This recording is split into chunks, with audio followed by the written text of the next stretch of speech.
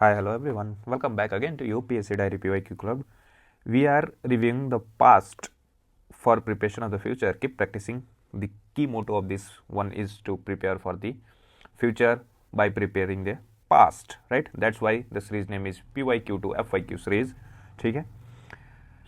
Now let me give some brief about this video. ठीक है.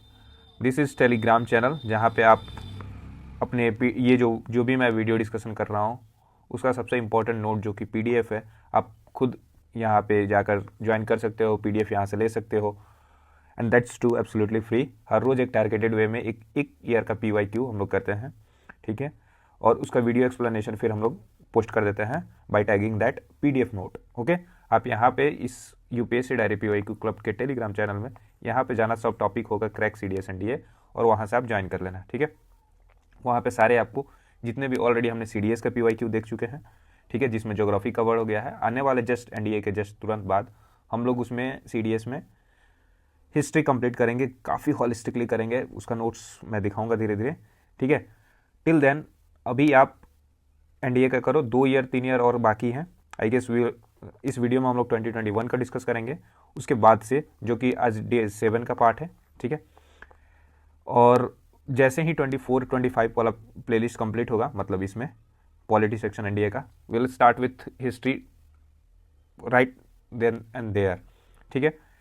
But यहाँ पे देखो कि यहाँ पे 3-4 दिन मात्र लगेंगे क्योंकि हम लोग डेली अपडेट के साथ आते हैं. तो सो वेट फॉर 4 और 5 days maximum for history of CDS. Now यहाँ पे देखो क्वेश्चन नंबर है 127. क्वेश्चन 127 कह रहा है कि which are the following provides for the complete equality of man and women in India. तो इसका राइट आंसर इन चारों में से ऑप्शन ए है, ठीक है. और बाकी ऑप्शन भी देख लेते हैं. जैसे यहाँ पे आर्टिकल 14 है. आर्टिकल 14 जो कह रहा है कि राइट टू इक्वालिटी है. आर्टिकल 15 ये जो है protection of discrimination from religion, race, caste, sex और प्लेस ऑफ बर्थ, ठीक है. बट जो बाकी ऑप्शन है उसका भी देखते हैं. 5th शेड्यूल कहता है कि ये जो है administration regarding schedule areas and schedule tribes है, उसके रिगार्डिंग एडमिनिस्ट्रेशन का. सी ऑप्शन कह रहे हैं इंडिया इंडिपेंडेंस एक्ट, जिससे कि हमें एक्चुअल पार्टीशन हुआ था, ठीक है. पार्टीशन किससे हुआ था? इंडिया और पाक का, ठीक है. इसके अलावा जो है ट्रांसफ़र ऑफ पावर भी हो गया था. ट्रांसफ़र ऑफ पावर किससे? ब्रिटिश ने ट्रांसफ़र किया था किसको? इंडिया को. नाउ नेक्स्ट ऑप्शन है article 20 of the constitution of India. ये कहता है कि प्रोटेक्शन देंगे विथ रिस्पेक्ट ऑफ ऑफेंस, ठीक है. तो यहाँ से आप प्रोटेक्शन सीख कर सकते हो कभी भी जब आपको ऑफेंस के केस में जेल में भेजा जाए या वहाँ से, ठीक है. 138 देखते हैं क्वेश्चन नंबर कि with regards to constitution of India which one of the following statement is not correct. Remember यहाँ पे नॉट करेक्ट स्टेटमेंट पूछा हुआ है. अब देखो पहला है कि the word socialist secular were not originally part of constitution. The preamble states the objects of Constitution of India. The preamble is enforceable in a court of law. The republic refers to the people as the source of all authority under the Constitution. देखो यहाँ पे not correct पूछा हुआ है. तो पहला word जो है सोशलिस्ट एंड सेकुलर जो है ओरिजिनली पार्ट नहीं था हमारे कॉन्स्टिट्यूशन का. ये स्टेटमेंट एब्सोल्युटली करेक्ट है. प्रीएम्बल स्टिक, क्योंकि ये दोनों वर्ड जो है 42nd कॉन्स्टिट्यूशनल अमेंडमेंट एक्ट से ऐड हुआ था, ठीक है. तो ये ओरिजिनली पार्ट नहीं था हमारे कॉन्स्टिट्यूशन का. The preamble states the object of the constitution of India, या ऑब्जेक्टिव बोलो, बिल्कुल. और कौन कौन सी इसके ऑब्जेक्टिव हैं वो हम देखेंगे, ठीक है. Preamble is enforceable in a court of law. यहाँ पे बात गलत है. प्रीएम्बल जो है इन्फोर्सेबल यहाँ पे नहीं होता है, ये नॉट इन्फोर्सेबल होता है. इस चीज़ को आप याद रखना, ठीक है. नाउ डी ऑप्शन कह रहा है, जो कि आंसर है ऑब्वियसली सी वाला, क्योंकि नॉट करेक्ट पूछा हुआ है. डी ऑप्शन कह रहा है कि republic refers to the people as the source of all authority under the constitution of India. बिल्कुल बात सही है कि source of authority under constitution कौन है? तो द पीपल ऑफ इंडिया. जैसे प्रीएम्बल स्टार्ट होता है ना, we the people of India, hence people hold all the authority under the constitution of India, and हमारे सोर्स भी लोग ही हैं, we the people of India. Now कुछ यहाँ पे देखो, source of authority obviously the people of India है. यहाँ पे जो अमेंडमेंट हुआ था, जो सोशलिस्ट और सेकुलर वर्ड ऐड हुए थे, वो 42nd अमेंडमेंट से ऐड हुआ था, नॉट ओरिजिनली, जो कि ऑलरेडी डिस्कस्ड है. ऑब्जेक्टिव देखोगे तो ये जो है it states the objective and philosophy of the constitution. और ऑब्जेक्टिव कौन कौन से हैं? जैसे कि हमें जस्टिस प्रोवाइड करना है. कौन से? सोशल, इकोनॉमिकल एंड पॉलिटिकल, ठीक है. जस्टिस, लिबर्टी, एक्सप्रेशन, ठीक है, ये सब सारी चीज़ें जो हैं हमें प्रोवाइड करने हैं। जो भी प्रीएम्बल में कीवर्ड्स हैं उसको ध्यान रखना। अब 139 देखो, ये कह रहा है कि which of the following is not a power of a speaker of the Lok Sabha. Now यहाँ पे क्वेश्चन पूछा हुआ है कि स्पीकर ऑफ द लोकसभा के बारे में और उनके पावर कौन से नहीं है। पहला ऑप्शन है कि speaker shall preside over the house of the people, ये तो उनके पावर है ही। Speaker will cast vote in the first instance in the house, ये बात गलत है क्योंकि स्पीकर जो है फर्स्ट इंस्टांस में नहीं करते हैं, ये लास्ट इंस्टांस में करते हैं और इसका डिटेल अभी देखेंगे। राइट आंसर ऑप्शन बी होगा क्योंकि नॉट पावर पूछा हुआ है, ठीक है। थर्ड ऑप्शन कह रहा है कि speaker will have the power to maintain order within the house of the people, ये बात बिल्कुल सही है। Speaker can adjourn the house और suspend the meeting till there is a quorum. अब कह रहे हैं कि यानी कि लोकसभा का कोरम मिनिमम कितना होना चाहिए for a meeting to be scheduled और कंसिडर, तो 10% होना चाहिए या 1/10 of total member of the house, ठीक है, वो होना चाहिए। तो याद रखना ये 10% कोरम है, ठीक है। तो ये भी स्टेटमेंट करेक्ट हुआ क्योंकि यहाँ कोरम नहीं होगा तो एडजॉर्न कर सकता है या सस्पेंड कर सकता है स्पीकर। तो राइट आंसर ऑप्शन बी है, ठीक है। फर्दर वैल्यू एडिशन देखते हैं कि प्रिसाइड करते हैं ओवर द हाउस, मेंटेन करता है order within the house, can adjourn and suspend meeting for lack of quorum, बिल्कुल बात सही है। यहाँ पे speaker can vote in the first instance, ये बात गलत है। सही बात क्या होना चाहिए कि speaker only votes in the case of A tie, और उसको कैसे वोट देते हैं, बोलते हैं हम लोग कास्टिंग वोट के रूप में बोलते हैं। और ये सारी बातें जो हैं किस आर्टिकल से ड्राइव्ड है, आर्टिकल 93 जो है स्पीकर के पावर के बारे में बात करता है और यहाँ से ये सब सारी बातें निकल के आती है। तो याद रखना आर्टिकल 93 जो है किसके बारे में बात करता है, स्पीकर के पावर के बारे में। और यहाँ पे राइट क्या होना चाहिए, फर्स्ट इंस्टेंस नहीं, ये लास्ट होता है, मतलब जब वोट टाई हो जाए तो कास्टिंग वोट देते हैं ताकि वो किसी एक साइड प्रॉपरली टिल्टेड हो, ठीक है। नाउ 140 नंबर देखोगे कि क्वेश्चन कह रहा है कि विच one of the following is included in article 51A part 4A, ठीक है। Article 51A and part 4A of the constitution of India में कौन सा इंक्लूडेड है। तो ये बेसिकली बात किससे रिलेटेड कर रहा है, ये बात कर रहा है फंडामेंटल ड्यूटीज से, और यहाँ पे राइट आंसर ऑप्शन ये ही हो जाएगा, ठीक है। अब सस्पेंशन ऑफ फंडामेंटल राइट से ये बात नहीं करता है, स्पेशल पावर ऑफ गवर्नर्स ये भी नहीं करता है, रिट्स तो नहीं करता है। आर्टिकल 32 सुप्रीम कोर्ट का पावर है, आर्टिकल 32। नाउ यहाँ पे देखो further value addition article 51A याद रखना कि जो कि फंडामेंटल ड्यूटीज से एसोसिएटेड है। यहाँ पर रिट्स जो है article 32, writs are judicial remedies under article 22, तो इसलिए ये पार्ट आर्टिकल 51 का ए का नहीं है। फंडामेंटल राइट्स जो कि पार्ट 3 का पार्ट है तो हैंस 51A में नहीं होता है, ठीक है। बाकी स्पेशल पावर ऑफ गवर्नर जो है ऑब्वियसली फंडामेंटल ड्यूटीज़ का पार्ट नहीं है तो ये भी नहीं होगा। अब यहाँ पे देखो जो पार्ट 4A है वो कौन सी कमेटी के रिकमेंडेशन पे ऐड हुआ था, वो था स्वर्ण सिंह कमेटी के रिकमेंडेशन पे, ठीक है। इनिशियली स्टार्टिंग में या ओरिजिनली, ठीक है, कितने पार्ट इसके सबलेग्स जोड़े गए थे तो 10 था, बाद में एक और एडिशन हुआ, ठीक है। और अब जो है total number of fundamental duties जो है 11 हो गए हैं, राइट। और ऐसा बोला जाए कि स्वर्ण सिंह कमेटी के सारे रिकमेंडेशन को इम्प्लीमेंट करके फंडामेंटल ड्यूटीज़ में रख दिया गया था क्या, तो वैसा नहीं था, सारे प्रोविज़न नहीं, कुछ सेलेक्टेड थे और उस सेलेक्टेड का नंबर जो है 10 था, बाद में एक बढ़ा दिया गया, ठीक है, जो कि 42nd अमेंडमेंट से आई थिंक ऐड हुआ था, ठीक है। एजुकेशन वाला, इसको कंफर्म करना कि एजुकेशन वाला कौन से ईयर में ऐड हुआ था, क्या ये 42nd था या 44th था, इसको एक बार कंफर्म करना कमेंट में, ठीक है। नाउ नेक्स्ट ईयर देखते हैं कि 2021 का जो सेकंड पेपर है उसको देखते हैं। द कॉन्स्टिट्यूशन जो है 35th amendment act of 1974 is related to which of the following state. कह रहे हैं कि 35th अमेंडमेंट एक्ट जो है जो कि 1974 में आया था वो कौन से स्टेट से रिलेटेड है, बेसिकली वो सिक्किम से एसोसिएटेड है। और 35th अमेंडमेंट एक्ट के थ्रू हमें क्या हुआ था कि सिक्किम को एसोसिएट स्टेट का दर्जा दे दिया गया था, ठीक है। नेक्स्ट देखेंगे कि इसका फर्दर एक्सटेंशन मतलब, और देखो कि बाई 36 कॉन्स्टिट्यूशनल अमेंडमेंट एक्ट ये जो है स्टेटहुड मिल गया था। यहाँ पे फाइनल स्टोरी देखो 1974 में 35th अमेंडमेंट के थ्रू सिक्किम को एसोसिएट स्टेट का दर्जा मिल गया था। 1975 में 36 कॉन्स्टिट्यूशनल अमेंडमेंट एक्ट के थ्रू जो है सिक्किम को फुल स्टेट का दर्जा मिल गया था, ठीक है। और यही है, ये अंदर जो है किसके अंडर में आया था, आर्टिकल 2A के अंदर और 371F के अंदर, ठीक है, सिक्किम का इंटीग्रेशन हुआ था।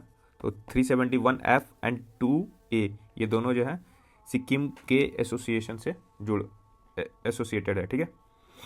नाउ 57 देखोगे, 57 कह रहे हैं कि which of the following best describe the electoral system of India.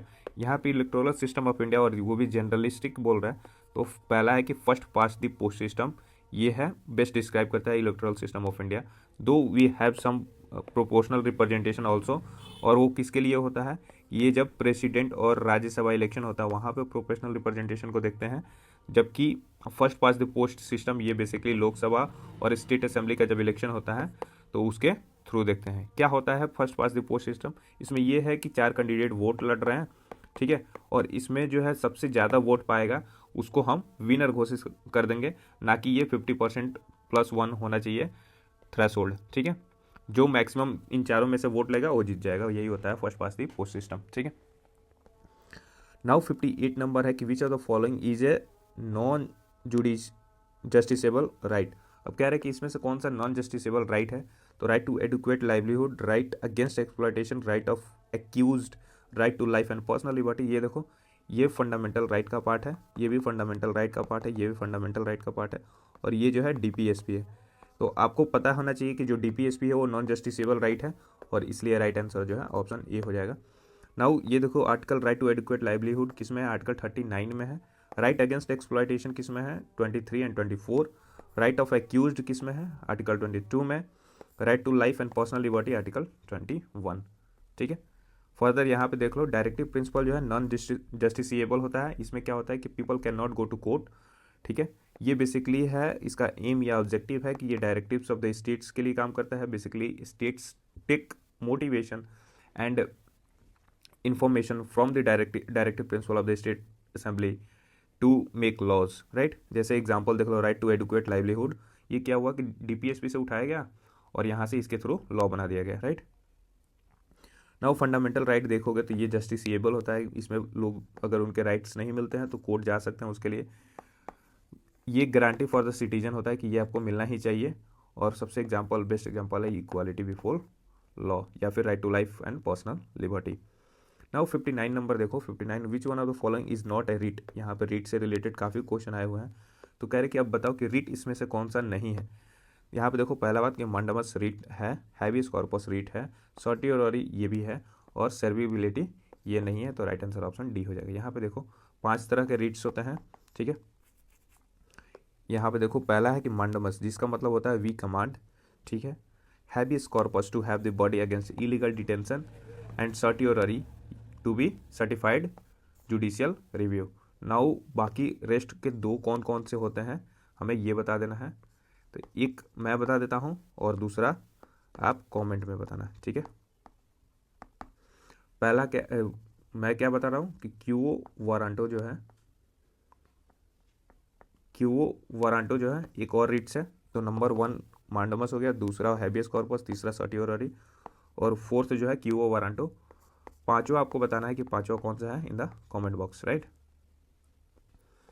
Now 60 number देखो कि which of the following is not a part of fundamental right. Fundamental right का पार्ट कौन सा नहीं है।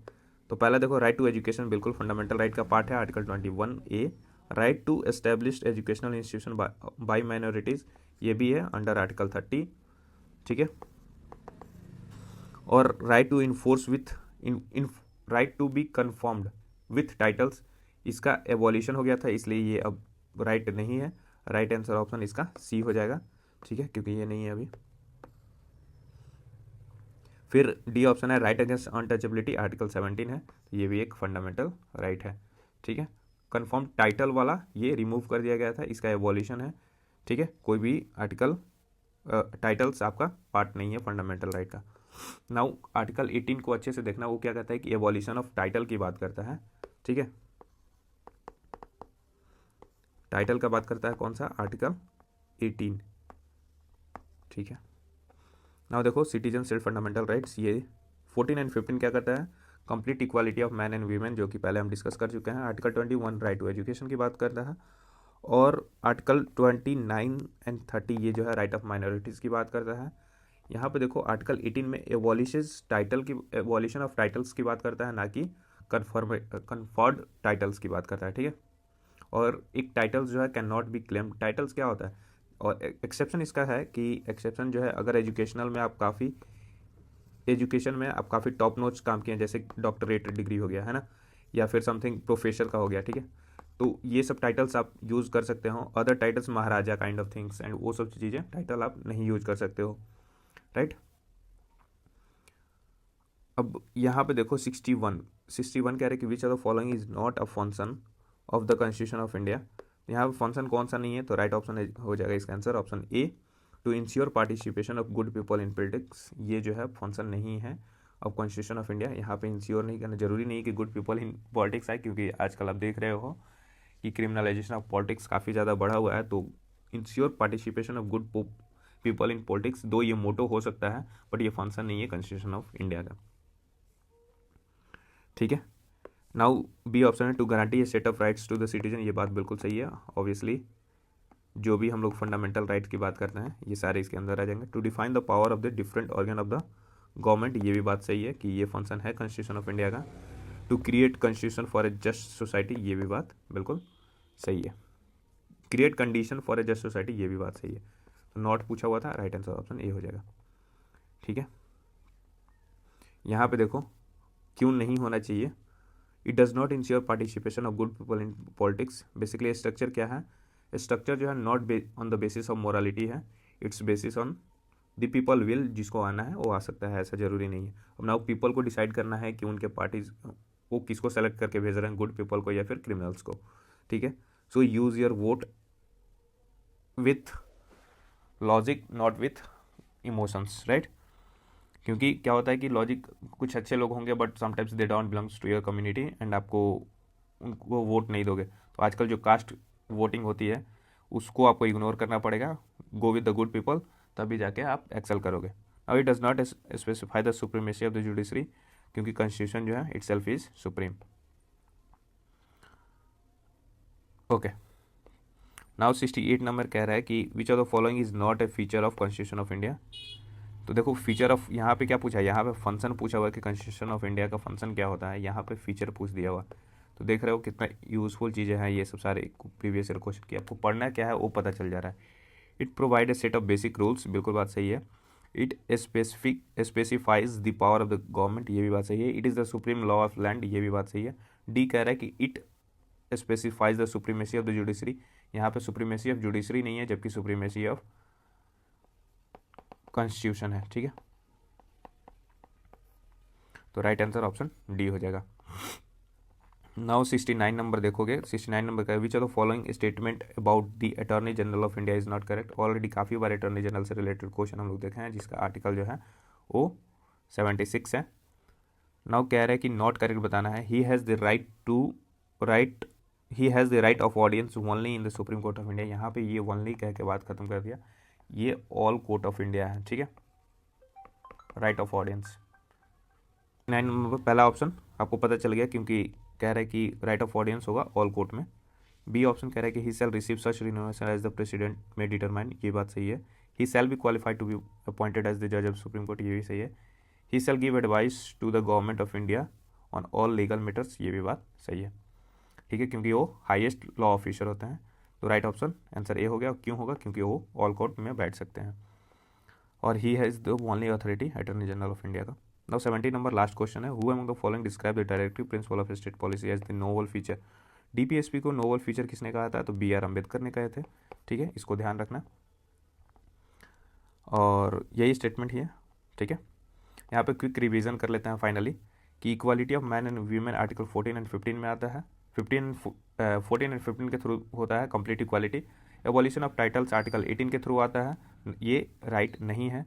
रिट्स जो है आर्टिकल 32 के अंदर आता है। फंडामेंटल ड्यूटीज 51 एंड सिक्किम को एसोसिएट स्टेट 35 के थ्रू मिला था, ठीक है। और फिर फुल स्टेटहुड कितने में मिल गया, फुल स्टेटहुड ये जो है 36 के थ्रू मिल गया था, ठीक है। तो आज के लिए इतना ही। Do like share and subscribe. Thank you so much for watching.